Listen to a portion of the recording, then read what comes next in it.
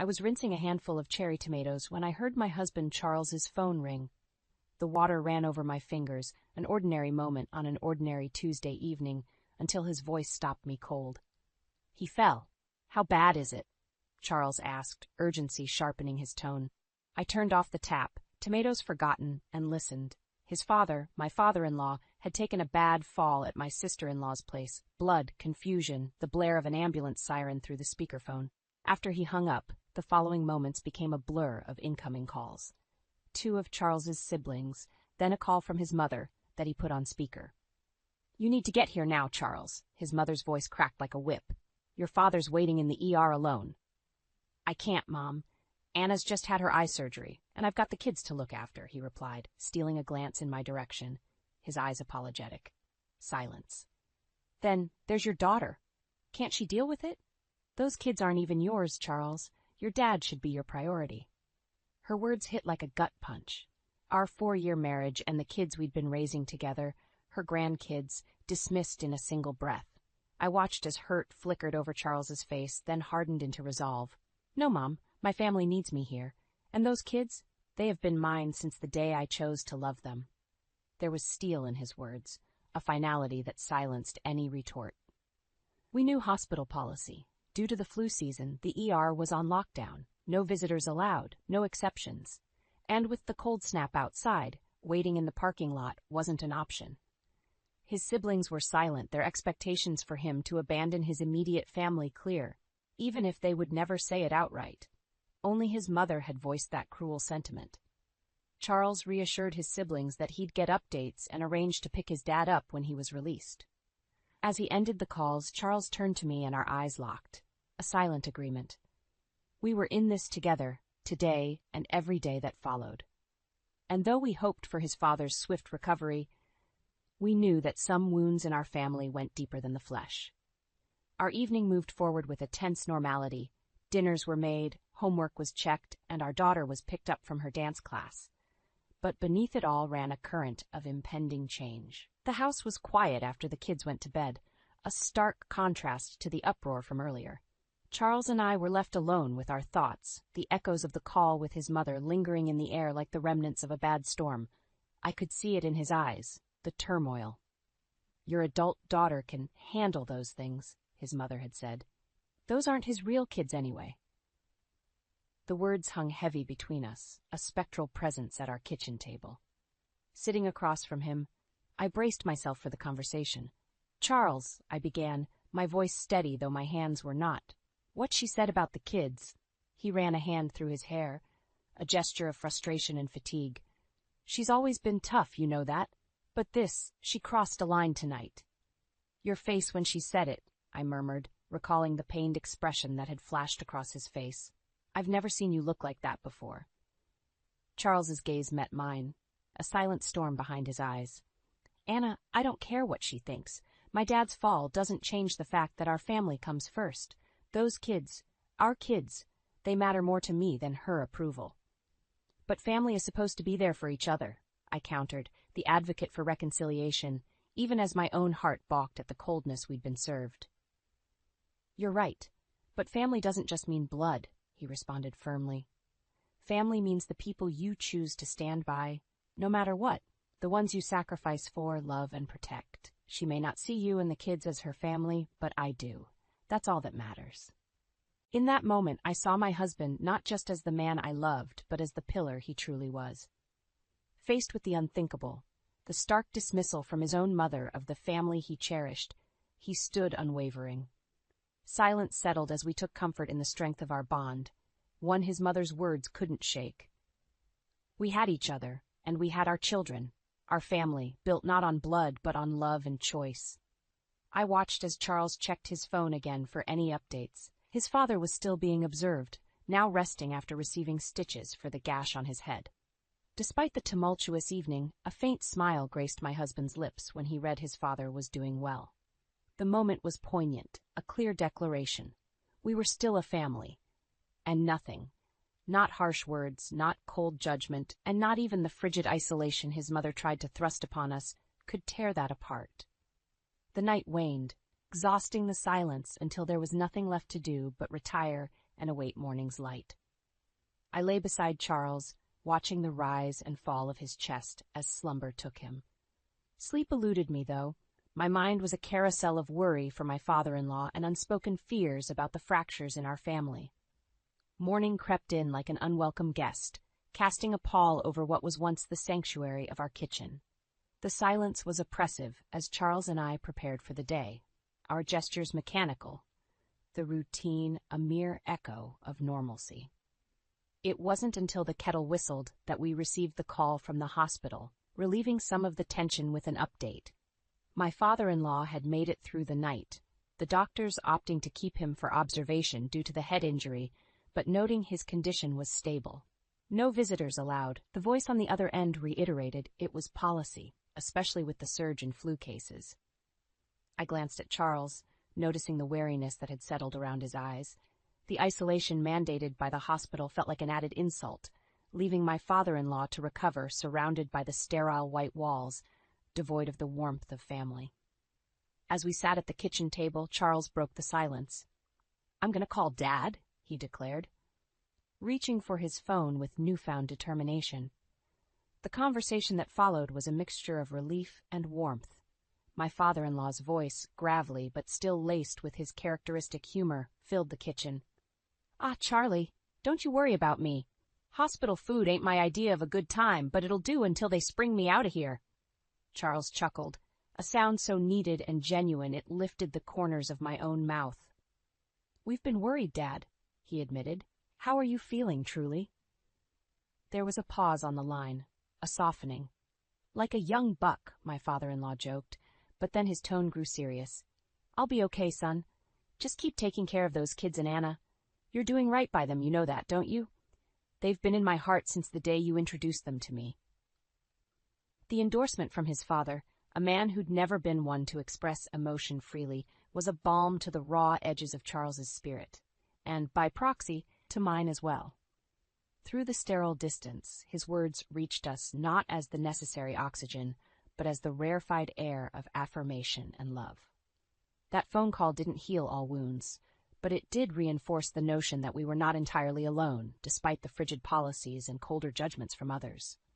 And while my father-in-law lay in that hospital bed, a discordant symphony of beeping machines his only company, he, too, knew his family was with him, in spirit, if not in body. We filled the rest of our day with mundane activities, as if by immersing ourselves in the simplicity of chores and errands, we could wash away the complexities of our situation. We were a unit, united and strong, and we resolved to stand as one, no matter what. Days blurred together as we waited for news of my father-in-law's condition, hoping each phone call would bring us closer to having him home. In the quiet between updates, doubts crept into my mind like unwelcome shadows. Over a cup of coffee one morning, Charles caught me staring blankly at the wall, my thoughts visible in the furrow of my brow. "Hey," he said softly, reaching for my hand. "Talk to me." I exhaled deeply, realizing the weight of my thoughts had become too heavy to shoulder alone. "It's just everything that's happened. It's making me see things differently. With your family, I mean. Your mom's words, the silence from your siblings, it's like now we know where we stand, and it's not where I thought." Charles squeezed my hand, his own concern visible. "I know," he murmured. "Believe me, I know. It's like a veil's been lifted, and now we're seeing the true colors of people I've known my whole life." We spoke candidly, the hurt and disbelief flowing freely between us. I shared my disappointment, especially regarding my sister-in-law. Our friendship had blossomed long before I married Charles, but now it felt like another casualty of the divide. "I just can't wrap my head around it," I admitted. "Karen and I have been close since we were kids. To think she's said nothing, done nothing." Charles let out a weary sigh. "It hurts, I won't lie, but maybe it's not just about taking sides. They're dealing with Dad's injury in their own way. We've got to focus on us right now." But the simple declaration did little to assuage the ache. His mother's stinging rejection and the quiet complicity of his siblings had left a mark on our lives. We were at a crossroads. The path we once walked together with Charles's side of the family had forked, urging us to tread carefully into what felt like uncharted territory. I couldn't help but wonder if we would only drift further apart or if there was some way back to how things used to be. As we got up from the table, a silent agreement passed between us. Our relationship with Charles's family might never be the same, but perhaps, in time, we could redefine it. Maybe we could build something new, not reliant on approval, but standing firm on the foundation of our unit. Our family, the one we chose every single day. The holidays were upon us, a time when festivity was supposed to overshadow all else.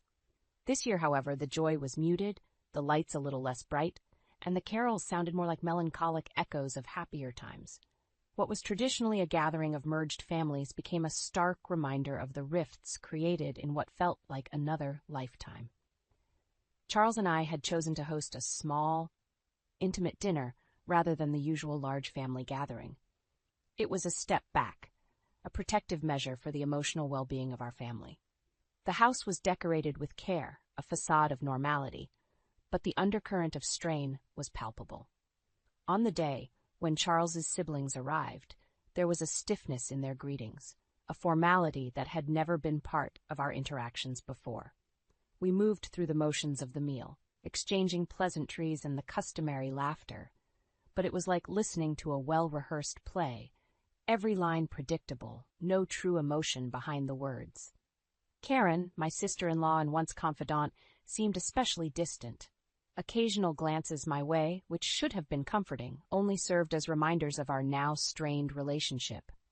The bond we shared seemed reduced to nothing more than a shared history that we could no longer rely on. As Charles carved the turkey, his movements betrayed a slight tremor. It wasn't just from handling the knife, but from the weight of holding together a semblance of unity. Our children, keenly attuned to the shifted dynamics, were unusually subdued, their eyes often searching ours for reassurance. The conversations were forgettable, but one moment stood clear, when his mother offered a toast. "To family," she said, her eyes briefly meeting Charles's, "and to traditions that keep us together." The words should have warmed, but instead they burned. How could traditions bridge the gap when the foundation had crumbled? How could we speak of togetherness when her actions had so mercilessly shown us we were not truly part of the fold? Later, after the guests left and the lights dimmed, I found Charles standing by the window, looking out at the snow-blanketed world, a silent sentinel in his own home. As I approached, I understood that here stood a man torn between his love for his parents and siblings and his commitment to the family we'd created. The decorations gleamed dully in the background, a stark contrast to the warmth that typically filled our house during the holidays. The days that followed the holiday dinner were a quiet affair. The house returned to its usual routines, yet the air remained charged with the residue of unsaid things and unhealed wounds. My husband, usually the rock in turbulent seas, now wore a subtle cloak of sadness that no amount of cheer could lift. It was a few days post-holidays when Charles's phone rang, slicing through the silence of our evening. His mother's name flashed on the caller ID, and an involuntary tension gripped us both. He answered, her voice a faint murmur from the device. The conversation was brief, her tone softer, perhaps chastened by the season's spirit or the echo of her own words. "I've been thinking a lot," she had said. "I was out of line, Charles. I'm sorry." An apology, so sought after, now didn't carry the relief one would expect. I watched as Charles responded, his words measured. "Thanks, Mom, we just need some time, that's all." After he hung up, the space between us felt like a chasm that had suddenly shrunk. "She apologized," he said, almost to himself, as if testing the reality of what had occurred. We both knew it wasn't enough to erase the hurt, but it was a start. A door creaking open when we thought it might remain closed.